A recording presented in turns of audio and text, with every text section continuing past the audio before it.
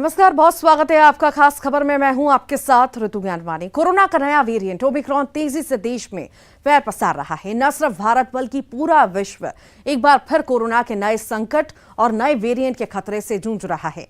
ऐसे में न्यूज 18 मध्य प्रदेश छत्तीसगढ़ आपसे ये अपील करता है कि आप कोरोना के नए रूप और खतरे से सावधान रहें, सतर्क रहें, अपने परिवार को इस खतरे से आगाह करें। इसके लिए सबसे जरूरी है कि हम इस खतरे को मास्क पहनकर रोकें, क्योंकि मुंह पर है मास्क तो जिंदगी पास। चलिए अब रुक करते हैं कुछ खास खबरों का। नरसिंहपुर से इस वक्त की बड़ी खबर मिल रही है। कथावाचक तरुण मुरारी पर केस दर्ज किया गया है। स्टेशन थाना में मामला दर्ज हुआ है। राष्ट्रपिता पर टिप्पणी को लेकर मामला दर्ज हुआ है। कांग्रेस की आपत्ति के बाद पुलिस की यह कार्रवाई है। अशोभनीय टिप्पणी करने की शिकायत हुई थी।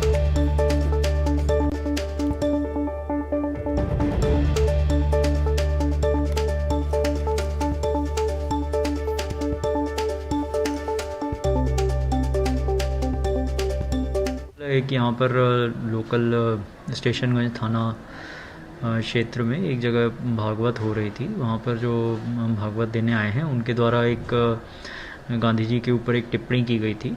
उसकी सीडी हम लोगों को उपलब्ध कराई गई थी। उस पर जब हमने विधिक राय ली तो उसमें धारा 505(2) और 153(b) का होना उसमें पाया गया है। अपराध उसमें पंजीबद्ध किया गया है और चूँकि अपराध में 7 वर्ष से कम की सज़ा होने के कारण उनको जो है नोटिस दिया गया है और उसमें अग्रिम वैधानिक कार्रवाई थाना द्वारा की जा रही है। उनको गिरफ्तार किया जाएगा जी, क्योंकि 7 साल से कम की सज़ा है तो उसमें माननीय सुप्रीम कोर्ट के निर्देशानुसार और CRPC धारा 41A के अंतर्गत उनको हमने। और अधिक जानकारी के लिए आशीष हमारे साथ जुड़ गए हैं। आशीष, लगातार राजनीति गरमाई हुई है। कालीचरण के बयान से लगातार सभी जो हैं अलग अलग तरह की प्रतिक्रियाएं दे रहे हैं। कांग्रेस पूरी तरह से कार्रवाई की मांग कर रही है। अब एक और बयान हम देख रहे हैं कथावाचक तरुण मुरारी की ओर से। वो भी राष्ट्रपिता के ऊपर भद्दी टिप्पणी करते हुए नजर आ रहे हैं। मामला दर्ज हुआ है। अब क्या आगे देखने को मिलेगा? जी नहीं, तो अभी तलाश चल रही है बापू की और पुलिस गिरफ्तार करने की बात करेगी। जल्दी हम उनको गिरफ्तार कर लेंगे। जिस तरह से कथावाचक हैं, ये यहाँ नरसिंहपुर में एक कार्यक्रम करने के लिए आए हुए थे और उन्होंने एक अपना निजी वक्तव्य जारी करते हुए किसी के साथ बात करते हुए वक्तव्य के दौरान बापू पर अश्लील तो नहीं कहा, इसको ये कहा कि आपत्तिजनक टिप्पणी की है। और कुछ बातें ऐसी भी की हैं कि जो उन्होंने कहा है कि बाद में भी उन अपनी बातों पे कायम है और वह उन्होंने माफी नहीं मांगी है। तो सारी बात को लेके कांग्रेस ने SP को ज्ञापन दिया और उसके बाद पुलिस ने जांच की है सारे मामले में। जो वक्तव्य आया उस पर उसकी भी अपने वीडियो की जांच की और उसके बाद नरसिंहपुर का जो स्टेशन थाना है वहां पर इनके खिलाफ 153, 504 और 505 के तहत मामला दर्ज किया गया है। क्या लगता है, कोई कार्रवाई होगी या नहीं होगी, या ऐसे ही मामला अटका रह जाएगा? ये तो जिस तरह से राजनीतिक गलियारों में ये मामला गरमाया है, कहीं ना कहीं जिस तरह से 2 दिन से लगातार सरगर्मियां हैं और आज जब SP ने खुद बाइट दिया है तो निसंदेह ये मान के चलते हैं कि कहीं ना कहीं मामले को लेकर अब पुलिस सख्ते में है और जो तरुण सारे मामले के जो आरोपी हैं तरुण मुरारी, उन्हें जल्द गिरफ्तार किया जाएगा। जी चलिए, बहुत शुक्रिया आशीष जानकारी को साझा करने के लिए। बीरगांव नगर निगम में मेयर और सभापति के दोनों पदों पर कांग्रेस का कब्जा हो गया है। मेयर और सभापति के दोनों चुनाव में कांग्रेस को बड़ी जीत हासिल हुई है, जबकि कांग्रेस के खिलाफ बीजेपी और JCCJ ने गठबंधन कर कैंडिडेट उतारे थे, लेकिन कामयाबी नहीं मिली। कांग्रेस के महापौर प्रत्याशी नंदलाल देवांगन ने बीजेपी के पतिराम साहू को हराया है। देवांगन को 25 वोट तो पतिराम को सिर्फ 15 वोट ही मिल सके हैं। तो वहीं सभापति के लिए हुए चुनाव में क्रॉस वोटिंग भी हुई है। कांग्रेस के उम्मीदवार कृपाराम निषाद को जीत हासिल हुई। यहां कृपाराम निषाद को 26 वोट मिले हैं। तो वहीं बीजेपी और JCCJ के संयुक्त प्रत्याशी को 14 वोट मिले हैं। यानी बीजेपी और JCCJ खेमे में से एक पार्षद ने क्रॉस वोटिंग की है। इस एरिया में पेयजल की बहुत तकलीफ थी। अब हमने माननीय भूपेश बघेल जी से पिछले टाइम मांग किया था तो उन्होंने 104 करोड़ की राशि जिन्होंने स्वीकृत की है उसको जल्दी से जल्दी वो करके अपने क्षेत्र में हर घर में शुद्ध पेयजल लाने की व्यवस्था हमारे द्वारा की जाएगी। अच्छा, जीत का श्रेय जीत का श्रेय कांग्रेस पार्टी को है, हमारे कांग्रेस के कार्यकर्ताओं को है। जितने भी कांग्रेस पार्टी के नेताओं का नेतृत्व था उसके लिए हमको बहुत बहुत बधाई है और इस जीत के लिए हम सबको सहयोग की जरूरत है। सभी नगर निगम समेत निकायों में सब जगह जीते हैं। केवल एक बैकुंठपुर में थोड़ा सा गलती है, सावधानी जरूर हुई है, उस पर भी कार्रवाई की जा रही है, ऐसा संकेत मिले हैं। लेकिन पूरे प्रदेश में एक तरफा कांग्रेस का छत्र पंचम लहराया है। चूँकि हमारे पास 15 वोट थे और 15 वोट में हमको महापौर में 15 वोट पड़े और सभापति में 14 वोट पड़े। उसकी चूँकि अभी पार्षदों से जानकारी ली जाएगी और उसके बदले में समीक्षा की जाएगी। सुकमा में सर्चिंग पर निकले जवानों को बड़ी कामयाबी हासिल हुई है। विस्फोटक के साथ 2 नक्सली जवानों के हत्थे चढ़े हैं। बताया जा रहा है कि चिंता गुफा और बुरकापाल के बीच जवानों ने 2 नक्सलियों को पकड़ा, जिसके पास से एक tiffin bomb, detonator, cordex wire मिला है। पूछताछ में खुलासा हुआ है कि दोनों पिछले 5 सालों से संगठन के लिए काम कर रहे थे। जिला पुलिस बल, एसटीएफ और सीआरपीएफ के 150 से ज्यादा जवान जॉइंट ऑपरेशन पर निकले हुए थे।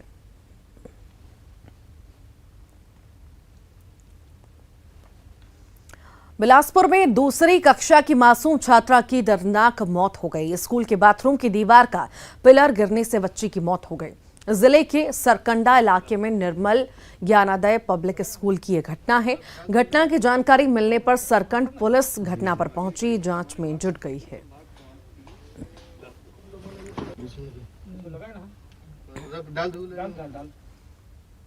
ग्वालियर में गोहद के नायब तहसीलदार पर महिला डॉक्टर से अभद्रता करने के आरोप लगे हैं।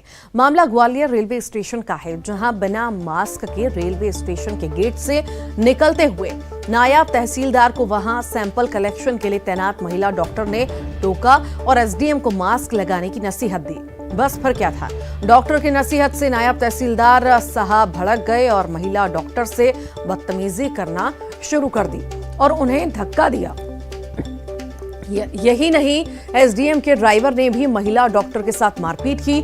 मारपीट से नाराज स्टेशन पर मौजूद बाकी डॉक्टरों ने काम बंद कर दिया और जीआरपी थाने में शिकायत दर्ज कराई। बाद में जीआरपी ने 2 अज्ञात लोगों के खिलाफ मारपीट का मामला दर्ज कर लिया है।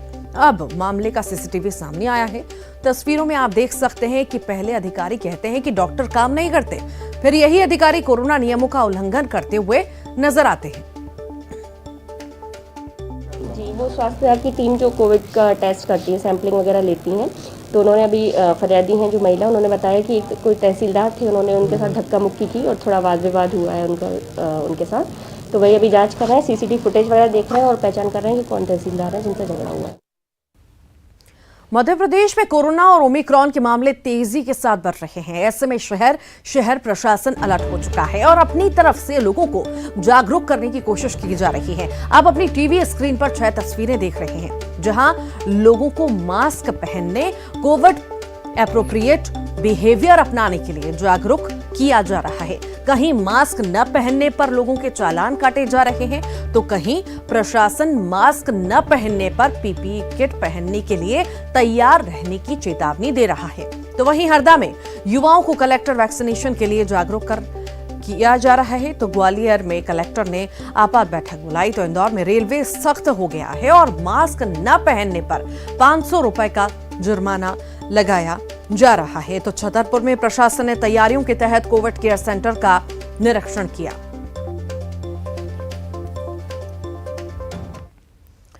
सरकार के निर्देश के बाद बिलासपुर में कलेक्टर ने निजी अस्पताल संचालकों को आईएमए के डॉक्टर्स और स्वास्थ्य विभाग के अधिकारियों के साथ बैठक की। बैठक में कोरोना की रोकथाम को लेकर चर्चा की गई। कलेक्टर ने निजी अस्पतालों को बेड की संख्या बढ़ाने के निर्देश दिए हैं। कलेक्टर ने कोरोना के टेस्ट भी बढ़ाने को कहा है। तो वहीं कोरबा में पुलिस ने फ्लैग मार्च निकाला। कोसाभाड़ी से सीतामढ़ी चौक से फ्लैग मार्च निकाला गया। कलेक्टर और एसपी ने लोगों को सतर्क रहने की अपील की है। कोरोना के बढ़ते मामलों को देखते हुए बुरहानपुर प्रशासन अलर्ट हो चुका है। दरअसल बुरहानपुर महाराष्ट्र सीमा से सटा हुआ है। इसी को देखते हुए बुरहानपुर में यातायात पुलिस ने रोको टोको अभियान शुरू किया। लोगों को मास्क के प्रति जागरूक करने के लिए यातायात पुलिस ने एक नया नुस्खा भी निकाला। इसके तहत यातायात सूबेदार हेमंत पाटीदार ने 2 यातायात कर्मियों को पीपीई किट पहनाकर बाजार में घुमाया और बिना मास्क पहने लोगों से कहा कि अगर अभी मास्क नहीं पहने तो आने वाले दिनों में इसी तरह पीपीई किट पहनना पड़ेगा। ग्राहक आए उन्हें भी अप्रोच कीजिए, वो भी सभी लोग मास्क लगाएं। देखिए, मास्क लगाना उतना कठिन नहीं है जितना कठिन ये पीपीई किट लगाना है। आज हमारे बीच में ये हमारे जवान जो है ये आप लोगों को उदाहरण देने के लिए पीपीई किट में खड़े हैं। हो सकता है आज मास्क नहीं लगाने की गलती की सजा कल हमको पीपीई किट पहन के चुकाना पड़े। ठीक है, हमारी वजह से अगर हम थोड़ा ध्यान रखते हैं तो फिर ये पीपीई किट पे हमको नहीं जाना पड़ता।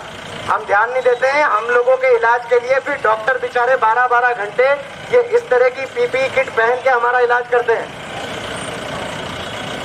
आप सभी लोगों से भाई मेरा निवेदन है कि कृपा करके मास्क लगाएं। बिना मास्क के हम जनता के बीच में ये मैसेज देना चाह रहे हैं कि हमने अगर मास्क नहीं लगाया तो हो सकता है कि हमको भविष्य में पीपीई किट पहन के बाहर निकलना पड़े। और दूसरी बात ये है कि कई लोग ये कहते हैं कि मास्क लगाने में कठिनाई होती है, तो मैं ये बताना चाहता हूँ इस एक्ट के माध्यम से, ये जो हमने चीज़ की इसके माध्यम से, कि मास्क लगाना इतना कठिन नहीं है जितना कठिन है पीपीई किट लगाना। कोरबा में प्रशासन ने कोरोना गाइडलाइन का पालन नहीं करने वालों के खिलाफ सख्ती बरतना शुरू कर दी है।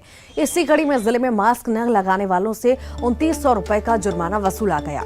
नगर पालिका निगम ने बिना मास्क पहने सार्वजनिक स्थानों, दुकानों, बाजारों में पहुंचने वाले लोगों पर 200 रुपए का जुर्माना लगाया है। निगम की टीम लोगों को हिदायत दे रही है कि वे मास्क लगाकर ही घर से बाहर निकलें और खुद कोरोना संक्रमण से बचें और दूसरों को भी संक्रमित होने से बचाएं।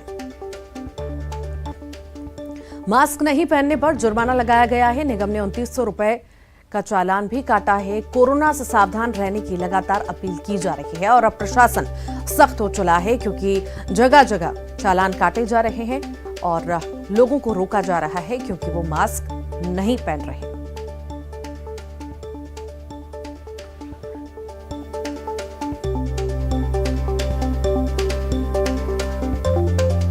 कोरोना गाइडलाइन पर सख्ती अब नजर आ रही है। मास्क नहीं पहनने वालों के साथ सख्ती बरती जा रही है। जिस तरीके से 2 साल हमने झेला है कोरोना की वजह से, बहुत सारे लोग हैं जिन्होंने अपने भाई, अपने मम्मी पापा, अपने पेरेंट्स को खोया है, तो ये सारी चीज़ों को देखते हुए हमें सतर्क रहना चाहिए। दिनों दिन जो बढ़ते जा रहा है कोरोना, वो हमारी गलतियों की वजह से बढ़ रहा है। जो आपस में सोशल डिस्टेंसिंग नहीं कर पा रहे, सैनिटाइजर का प्रॉपर यूज नहीं हो पा रहा है। उज्जैन का विश्व प्रसिद्ध महाकालेश्वर मंदिर देश भर के 12 ज्योतिर्लिंगों में से एक है। महाकाल के दर्शन के लिए हर रोज हजारों श्रद्धालु आते हैं और इसी दौरान मंदिर को भारी मात्रा में चढ़ावा मिलता है। पिछले 6 दिनों में मंदिर को 1.5 करोड़ की आय हुई है। 12 ज्योतिर्लिंगों में से एक उज्जैन का महाकाल मंदिर। यहाँ भगवान महाकाल का आशीर्वाद लेने रोज हजारों श्रद्धालु आते हैं। श्रद्धालुओं की संख्या तब और बढ़ जाती है जब मौका खास हो। इस बार भी मौका था नए साल का, तो बड़ी संख्या में श्रद्धालु महाकाल का आशीर्वाद लेने आए। इस दौरान मंदिर को करोड़ों की आय हुई। श्रद्धालुओं की भीड़ को देखते हुए मंदिर समिति ने 30 दिसंबर से 4 जनवरी तक गर्भगृह में श्रद्धालुओं के प्रवेश पर प्रतिबंध लगा दिया था। इसके बावजूद बड़ी संख्या में पहुंचे श्रद्धालुओं ने दान किया। इसके चलते कुल 6 दिनों में मंदिर की आय का आंकड़ा 1,64,28,886 पर पहुंच गया। मंदिर को 28 दिसंबर को 30 लाख से ज्यादा, 29 दिसंबर को 30 लाख से ज्यादा, 30 दिसंबर को 23 लाख से ज्यादा, 31 दिसंबर को 26 लाख से ज्यादा, 1 जनवरी को 30 लाख और 2 जनवरी को 22 लाख से ज्यादा रुपये की आय हुई। इस आय में 1 और 2 जनवरी की दान पेटी का दान शामिल नहीं है। हालांकि इसमें 46 लाख के लड्डू प्रसादी की आय शामिल है। पिछले 6 दिनों में श्रद्धालुओं ने शीघ्र दर्शन के टिकट खरीदे, जिससे मंदिर समिति को 49,24,155 रुपए की कुल आय हुई। आनंद निगम, न्यूज़ 18 उज्जैन।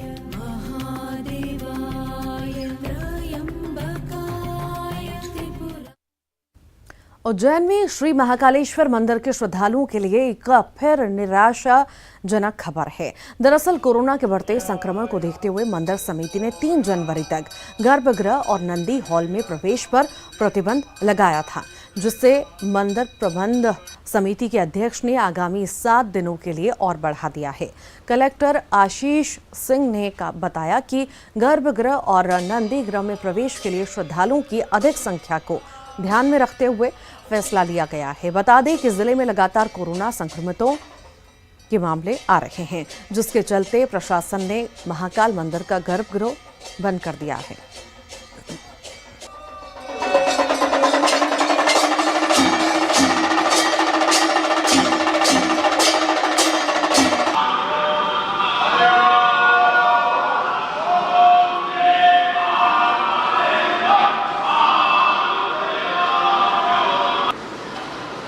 गर्भगृह और नंदी हॉल को हम लोगों ने बंद किया आगे के लिए, कोरोना की वजह से नहीं बल्कि मंदिर की व्यवस्थाओं के हिसाब से किया है। चूँकि नए साल पर बहुत सारे श्रद्धालु बड़ी संख्या में आते हैं और उन सब को अगर नंदी हॉल या गर्भगृह में कुछ लोग दर्शन करते हैं तो दर्शन करने में असुविधा होती है। इसीलिए बढ़ी हुई भीड़ को देखते हुए श्रद्धालुओं को समुचित रूप से दर्शन मिले, इसलिए हम लोगों ने इस व्यवस्था को 7 दिन के लिए और आगे बढ़ाया। कब तक रहेगा सर ये? 7 दिन के लिए हमने और आगे बढ़ाया है, फिर भीड़ की स्थिति को देखते हुए आगे। और इसी के साथ ही यहाँ रुक रहे हैं छोटे से ब्रेक के लिए।